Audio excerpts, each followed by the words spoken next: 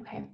Hi, everyone. My name is Megan Pollier, and I'm the Clinic Partnership Manager here at MAVEN Project. Thank you all for joining us today and our friends in Anchor Clinic over at Bart's Altadena Community Health Center for hosting today's session, which is titled Choosing Wisely, Tests and Imaging for Rheumatic Diseases by Dr. Gerson Bernhard.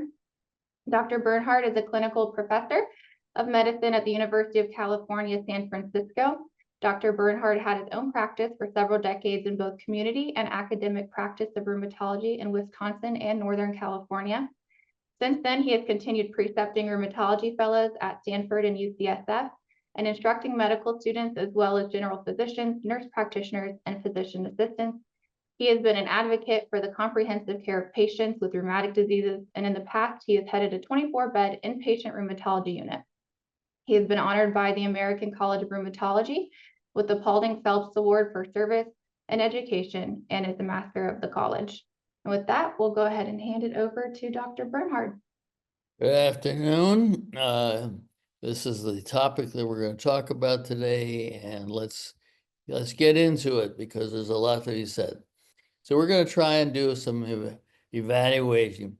And I got to tell you that the testing that you generally quickly reach for and like to do in your clinic when a patient comes in with rheumatic or possible connective tissue disease, immunologically driven disorders, really is complicated and often doesn't give you prompt answers. This is far different from getting blood sugar for someone who you suspect has diabetes, or getting a T3 or T4 or TSH for a patient who you suspect has thyroid dysfunction, etc. Because these tend to be nonspecific and they overlap a great deal. So what I would urge you to do, and I know it's difficult in the short visit time that you usually have with a patient, is to get a really good history of what's been going on, what about their general health, their lifestyle, what else they've been doing in the way of medications and over-the-counter stuff and nutraceuticals, or whether or they got online, etc., whether or not they're taking other things in their diet, all of which may have an important factor in the articular symptoms of the rash, etc. And of course, you might have to know something about their past medical history, which is obvious. To the extent that you can get this and have them fill things out in forms so that it expedites your visit, is something that is local, and you'll all have to decide that. Nevertheless, I would urge that you really get the history and look at some of the things they say and pursue that, and then get down to the good physical exam. You're not going to be able to really decide about a lot of rheumatic disorders without being able to put your hands on the patient. And not only the general exam, but specifically the musculoskeletal exam. Are those joints really mobile? Do they have normal range of motion? Are they swollen? Are they slightly tender? Does the patient tell you that it's this joint or this set of joints that are giving you trouble? Or is it much more diffuse than that? Having done that, then you got to be able to choose your tests. You want to choose them on the basis of, why are you ordering it? Is it for diagnosis, which is usually the case? Is it because you want to use the test results to predict the course or the outcome because you already know the diagnosis? Or is it because you want to use these tests to help you in therapy? Usually it's a combination of all of the above. Given all of that, you want to say, well, what's the positive predictive value of the test I'm going to order? Is it really going to tell me what I need to know or what I'm clinically suspecting? And finally, you look at it and say, is it worth the cost? Because these tests are not inexpensive. And I know we're all concerned about how much are we spending because we have limited budgets, and where do we put it? So given all that background, let's look at what I would call the 4 C's of most of the rheumatic and immunologic tests. They're complex. Few of these tests are easy chemistry sort of responses. Some of them, like sed rates and CRPs, are pretty standard stuff and they're non-specific. But a lot of them, ANAs, rheumatoid factors, anti-CCPs, certainly some of the further subset tests, the ANCA tests for vasculitis, etc., are really quite complex. Next thing is the results are often confusing. Does it really direct things? And I'm going to get into that a little further, particularly with things like rheumatoid factor and anti-nuclear antibody. They, generally speaking, are confirmatory. They are not diagnostic. Oh yeah, there are a few things that are clearly diagnostic. If you see urate crystals on the joint fluid, yes, that's pretty diagnostic of gout. Anti-CCP of a high titer in a patient who has an inflammatory polyarthritis, that's pretty diagnostic of rheumatoid arthritis. But for the most part, these are confirm what your clinical suspicion is and in your differential diagnosis. And finally, they are costly. The laboratories like to batch things together and give you a panel of tests. And the panel of tests are at a price. And yes, the panel costs less than the individual tests that you might order. However, the panels are usually more expensive than an individual test that and it gives you, as I said, more information than you think you're going to be able to use. So let's talk about what tests are not specific, but are helpful. Helpful in terms of deciding, does this patient have an inflammatory disease or a non-inflammatory connective tissue or articular or musculoskeletal disorder? So the basic blood tests, which you ordinarily order, and most of your patients have, the obvious things. The advantage of making sure that your chemistry panel includes the creatinine is that a lot of the medications you're going to consider using for the management of these patients really requires a good renal function. And so you need to know that. Very often I see consultations come through with all of the blood testing and maybe some imaging, but no urinalysis. It's simple, it's easy. I know sometimes it's hard to get a fresh urinalysis, but to the extent that you possibly can, get the urinalysis. It gives you a lot of information. As some rhinologists would say, it is a liquid biopsy.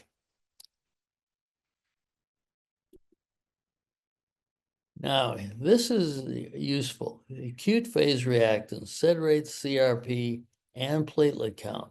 Just the other day, I had a patient referred, and they said, well, the platelet count was a little elevated. I was concerned about that.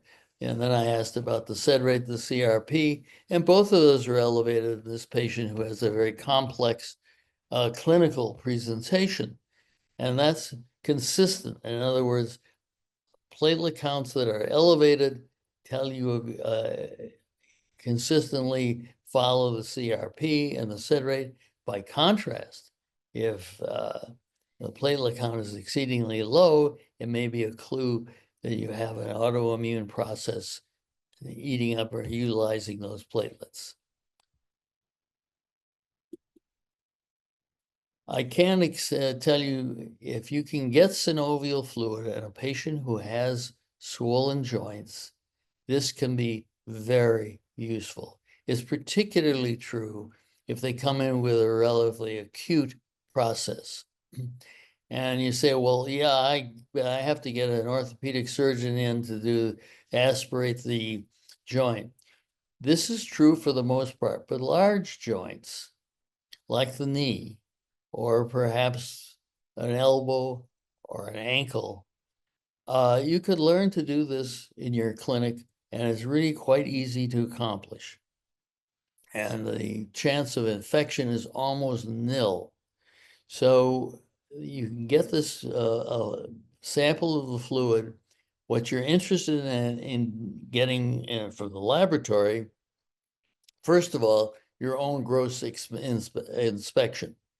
If the fluid is perfectly clear, then there aren't a lot of cells in there. It's not inflammatory. If it's bloody, and I don't mean blood streak, but truly bloody, that's another clue that we have a different kind of process. You certainly need the cell count and a differential. And if you're worried about infection, yes, then you want to get gram stain and culture. But above all, ask the laboratory to do polarized microscopy, because that's where you'll find the crystals of either gout or of pseudo-gout. Now, what survey immunologic tests can you use that are going to be used? Everybody seems to want to get a rheumatoid factor, and yes, it's true. It's positive in 70% of patients with rheumatoid arthritis, but it's also positive in several other rheumatic diseases and a lot of non-rheumatic diseases or other inflammatory disorders, as I shall show you. The more specific test for rheumatoid arthritis is the anticyclic citrullinated protein, or so-called anti-CCP. It's positive in about 85% of patients with rheumatoid arthritis, and it is really quite specific. There are very few circumstances other than RA in which this test will be positive. In fact, there are probably some people who have sort of premonitory symptoms that some have come and gone over a period of some months or even a few years, who are seropositive, anti-CC positive, and ultimately do develop frank rheumatoid, clinical rheumatoid arthritis. Here's the other very popular one. Everybody orders an anti-nuclear antibody. Yeah, it's positive in 98% of patients with rheumatoid with systemic lupus erythematosus, but it's also positive in a lot of other patients who have other connective tissue diseases, and it's positive in a lot of other circumstances, particularly people who are on certain medications. And it's even positive in usually low titer in normal people, and which increases with age, perhaps related to the medications they take or the other diseases they've accumulated. Here's an easy one, the VDRL. If you have a patient in whom you're suspicious that you may be looking at a patient who has an antiphospholipid syndrome with repeated clots and thrombotic issues, this is a nice screener because it's inexpensive and it's positive in most patients who have, not all, but most patients who have antiphospholipid syndrome. If so, and they don't have syphilis, then you would have to proceed further and refine this. But that's the point at which you would then probably want a consultation anyhow, because the therapeutic implications are significant. A serum uric acid is elevated in almost all patients with gout. Yes, there are people who come in with acute episodes of gout, and at that time, the serum uric acid is normal. But that's unusual, not the usual story. And the elevated serum uric acid is only significant if the rest of the renal tests, i.e. BUN, is normal and creatinine is normal. And because that serum uric acid elevation with episodes of acute arthritis, even if they haven't had the classic podagra, is highly significant. I mean, particularly useful in a patient who you're seeing has acute disease, acute articular disease, I should say, and you're not going to be able to aspirate to make sure that, of the diagnosis by looking at the synovial fluid. So here, let's look at rheumatoid factor. Yeah, someplace between 26 and 90%, or averaging 30 or so percent, are positive in rheumatoid arthritis. But look, Sjögren's syndrome, mixed connective tissue disease, cryoglobulinemia, in lupus, dermatomyositis, chronic liver disease, and in the normal population, as I said, aging. But here, look at all the other disorders that are positive, not the least of which is tuberculosis, which is fairly common, we find, or I should say, more common these days than it had been in the past. Sarcoidosis, pulmonary fibrosis, cholangitis in some malignancies, and just after a lot of immunizations, particularly after certain viral infections. So it's not very specific. Look at what happens to the ANA. Yes, as we said, highly positive in SLE, in drug-induced LE, other rheumatic diseases, viral infections, particularly EB virus, hepatitis, certain malignancies, usually lymphomas, and neurologic disorders like multiple sclerosis, which we now think is an autoimmune disorder, autoimmune thyroiditis. Look at all this. So again, it's not specific. Yes, if you have a patient who has clinical features of an inflammatory rheumatic disease and they have high titer ANA, that tends to direct your attention to the probability of SLE or one of its closely associated relatives. And if you get back a story about a pattern, that means it was done by immunofluorescence, which is more precise than doing the ELISA testing technique. And this is the kind of patterns that they may report. The rim pattern on the upper left hand, the diffuse pattern, the large granular patterns, and the small patterns.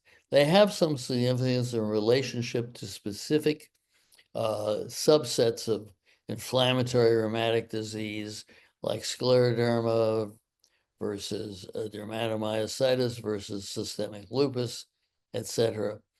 But you needn't worry too much about learning about that sort of thing. The fact is, they will give you a pattern if there's a significant titer, and if they give you a pattern, then you know it was done by immunofluorescence, which is the preferred technique, but again, costs a little more. Here are a whole variety of sub-serologies, which is often in these packages. And for the most part, in primary care, you are not going to be ordering any of these or utilizing any of these. We use them to subset and decide not only diagnostically, but to give us a little more direction about outcome, about therapy, and what ancillary manifestations of disease may occur. So, for instance, an MDA5 type of dermatomyositis, they're more likely to have pulmonary hypertension develop. And whereas in TIF, we're going to be more concerned with looking at underlying or associated malignancies. But that's rather specific. There's only one here that should be of importance to even the primary care people. And that's down at the bottom, B5801. This refers to people who are have a genetic marker that associates with hypersensitivity to allopurinol. So if you have a patient who is gout and you're going to start allopurinol for urate lowering long-term therapy, you want to know that they're 50801 negative. Because if they're B50801 positive, you do not want to start allopurinol. You can get some severe, serious reactions, and you'll find out you have to use an alternative medication. Now, what about imaging? What do you order and when do you order it? Plain films may show early inflammatory disease. More than likely than not, they're going to show you some soft tissue swelling.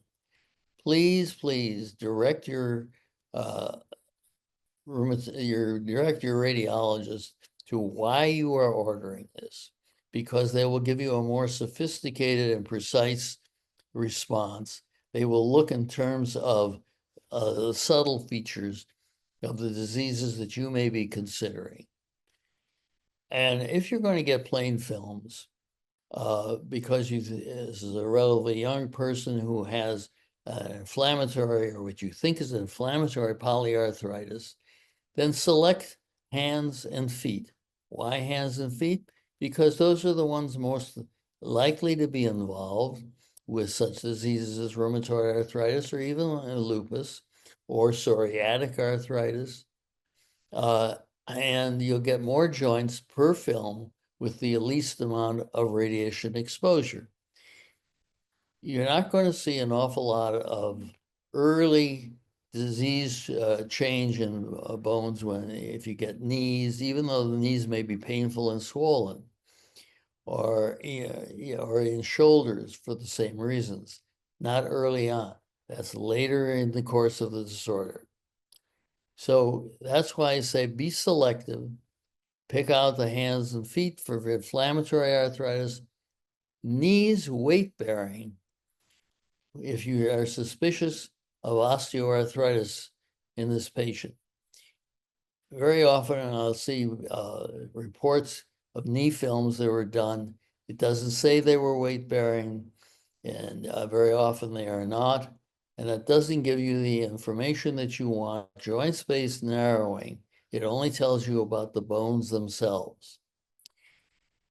If you are suspicious that this patient has a spondyloarthritic disease, whether it's ankylosing spondylitis, whether it is a spondylitis related to inflammatory bowel disease, spondylitis that's related to psoriatic arthritis, rather than getting the exposure to a full lumbosacral spine set, what you really want is an AP pelvis.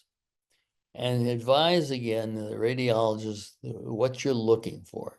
They will look for characteristics of that and tell you whether or not it's worthwhile to get an MRI.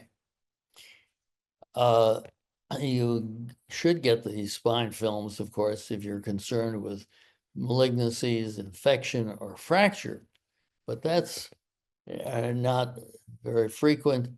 And it'll be pretty obvious to you clinically. So if there's any question, don't order the spine films.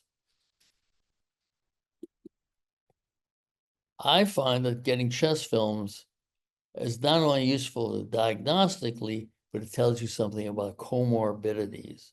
And this is useful because you're going to be treating these people, presumably for some time, if they have a chronic inflammatory connective tissue disease. So that's a simple film, doesn't cost a lot, little radiation, and is often helpful. MRIs are rarely useful on an initial evaluation. So be very selective on using your MRIs. As I said before, if a plain film of a pelvis it shows you suggestions of an inflammatory sacroiliac disorder, yes, then an MRI would be helpful and more specific. Occasionally, this is true for some of the peripheral joints as well. CTs are useful for soft tissue. And so you may want to select which it is you get, an MRI versus a CT, and discuss this with your radiologist in advance.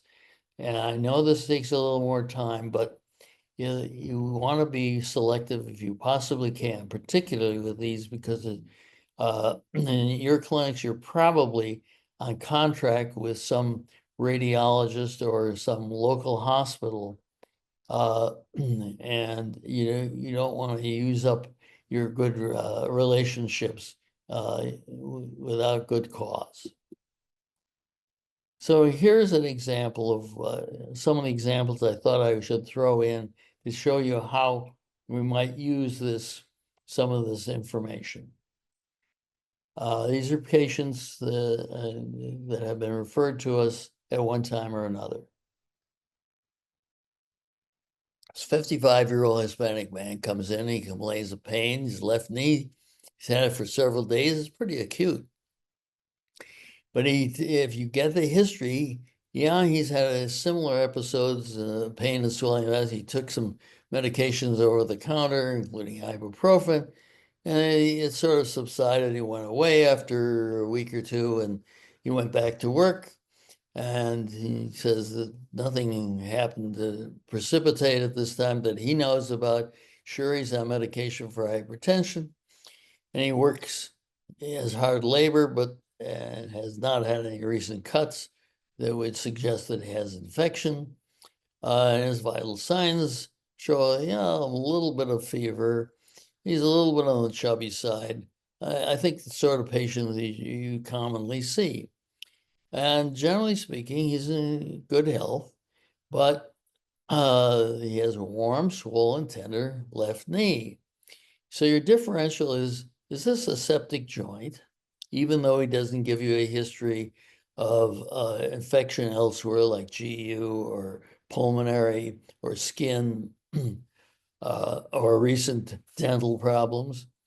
Or is this a crystal disease like gout or pseudogout? Or is this the beginning of an inflammatory connective tissue disease like rheumatoid arthritis or vasculitis? So your initial lab, blood count, set rate, so forth,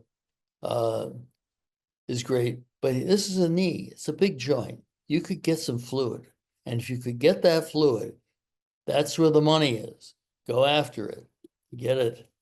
And what you want is the color, the clarity. If it is pretty clear, as I told you before, there's not a high cell count, it's not inflammatory.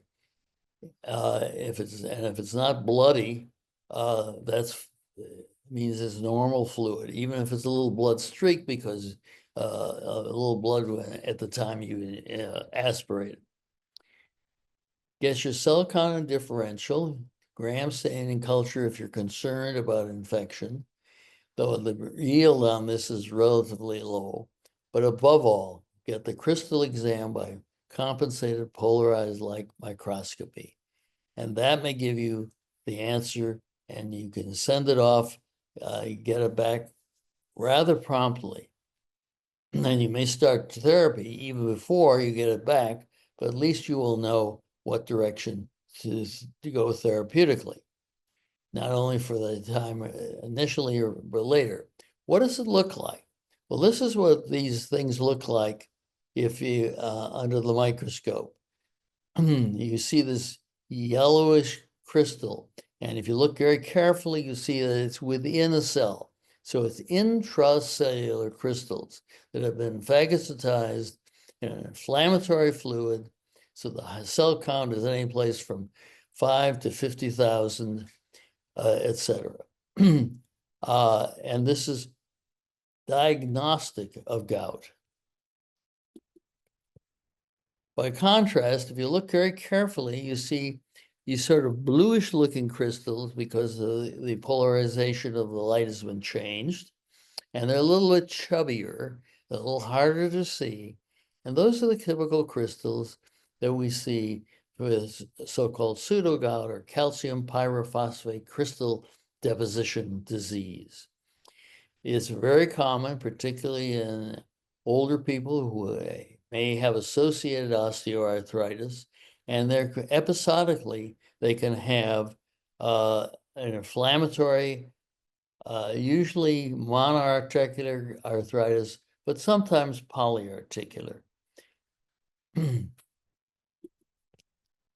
Second case, 35-year-old woman comes in and she's got multiple joint pains, pain at night, joint stiffness in the morning. And she can tell you which joints are you, and you ask her, does it hurt? Where does it hurt? Which joints? She can point to her MPs and her PIPs and her wrists and her metatarsal phalangeal joints and perhaps some ankles, etc. But she's rather specific about it if you ask.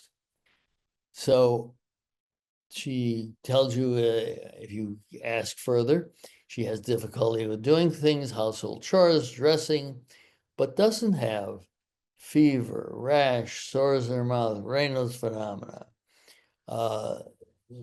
significant pulmonary symptoms. And on your examination, everything's pretty normal with the exception that, yes, indeed, she has a little swelling and tenderness at her PIP, MCP, wrist joints, her MTP joints. Muscle testing is good. And you go to the laboratory and say, all right, I have a patient who probably has an inflammatory polyarthritis. I'm suspicious that she has rheumatoid. Sed rate is elevated. Urine is clear. And her anti-CCP is positive. Yes, you could get a rheumatoid factor in addition, and that was done in this case. She was CCP positive, and chest film was normal. And you can move on with a therapeutic approach and get your rheumatology consultation, which I understand is often very difficult, both difficulty getting it, and then there's always a long wait. But you get a good rapport with the nearby rheumatologist if you sort of prep the patient and prep the consultation with decent basic laboratory data and some of the negative laboratory data that's important. Here's a 48-year-old woman who's been in and out of your clinic multiple times. And she's got mild hypertension. She's been treated for that. She has type 2 diabetes, which I know is exceedingly common. She has widespread arthralgias, myalgias. She fatigues fast. She maybe will tell you about possible thinning of hair, but no mouth sores, no eye inflammation, no rash, no photosensitivity. She's got some gastrointestinal symptoms, which are rather non-specific, and otherwise is sort of perking along. But it's only when you ask further about how well do you sleep, and she'll finally tell you, well, she's up a few times at night. She doesn't wake up feeling rested in the morning, and she is, as you expect, somewhat obese, normal vital signs, general exam is okay, and you cannot find specific tender, limited joints. She's painful rather diffusely in multiple areas, and is somewhat scattered. And these kinds of patients fit into the pattern of clinically of fibromyalgia. And if you go to the laboratory, the basic tests are normal. You rule out underlying malignancies, particularly lymphomas. And if you order the additional tests that I've listed, the reason, and in films, the reason to do it is to prove to the patient that indeed this is not a serious inflammatory disease that some of her neighbors may have talked about, or that she's concerned about, or that her grandmother may have had. Otherwise, you don't need those tests because you concluded that she does not have a serious underlying disorder, and she has the classic features of one with fibromyalgia, and you can proceed on that basis. Here's a young man, Native American, higher incidence of spondylitis in that group. Comes in with a story of low back pain, which he's had on and off for years. And he gets some transient relief. Nobody in the family is particularly sick, though he does remember one grandfather who is sort of bent over.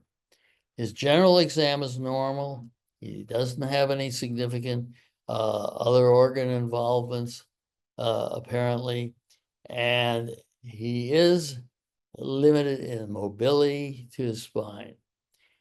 He cannot touch his toes easily. If he keeps his knees straight and you ask him to bend forward, he doesn't curl his back like most normal young people should. He has a little paraspinal muscle tenderness, and he also, if you ask, he has a little tenderness at the insertions of some tendons. Particularly common is the Achilles tendons. And for this guy, again, basic stuff is normal, but his SED rate's elevated. You don't need a rheumatoid factor for this guy because it's all in his spine. His skin is clear, so it's not psoriatic that you can tell. He doesn't have bowel problems, so this is not spine involvement of inflammatory bowel disease. A single AP pelvis film may tell you the story, particularly if he's had this over a period of time. But again, get your radiologist to look at it in terms of that. Give him a heads up clinical clue. And while you're waiting for all of us, you can start him on some NSAIDs and see how he proceeds on that alone. So with that, I would now entertain questions, and I think we have enough time to, I hope, specifically answer yours. Thank you, Dr. Bernhard, for a great presentation. Hope everybody found that informative. I don't see any questions in the box. I'm going to give everybody a few minutes to type in any questions that they might have. And just a reminder, if you want to speak directly to Dr. Bernhard, you can raise your hand and request to unmute, and I will unmute you so you can speak directly to him. While I'm waiting for any questions to come in, just a reminder, CME survey will appear in your tab when you close out of this webinar. So we do appreciate you taking the time to complete this. Not only does it obviously give you CME credit, but it also helps us to plan the best sessions for you, and any feedback is anonymous, so we do appreciate all feedback as well. But we do hope you enjoyed today's session. If you're interested in attending future sessions or anchoring an educational session, you can find that on our educational sessions tab in our portal. I do see a question here. Let's see. All right, we have one question. It is, what would you see in a urinalysis to clue you into a rheumatologic disease? The most important thing of a urinalysis is whether or not there's proteinuria, whether or not there are red cells, etc. I realize you have to have a very fresh evaluation, but this would give you a clue to whether or not there is an acute inflammatory kidney involvement. Given a patient, say a young woman who comes in with some polyarthritis, maybe some skin issues, maybe some hair losses, but rather non-specific. And on your examination, you're not sure whether they've got an inflammatory arthritis, but you're suspicious that this young woman may have systemic lupus. You want to know whether or not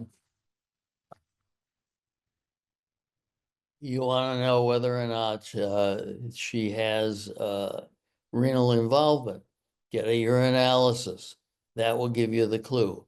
There are a few other circumstances. If you have a more complex patient who has not specific, but inflammatory diseases, not infectious, not malignancies, and you're suspicious that they may have a vasculitis, yes, renal involvement and vasculitis is very common.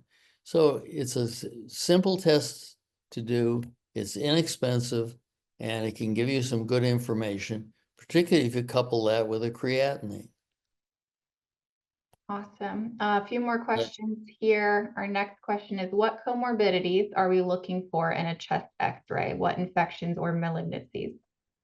Well, if you think about your population particularly, but any population, but certainly yours, one of the biggest things you would like to know is, do they have an underlying disease such as tuberculosis, or in your geographic area, coccidiomycosis?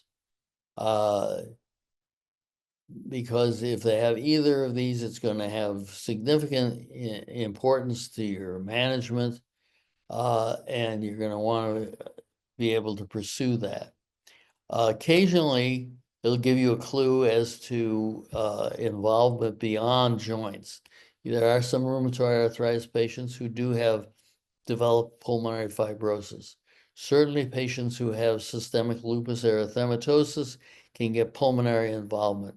Sometimes it's the manifest clinically with pleurisy, but sometimes it is not. It is only patchy inflammatory changes.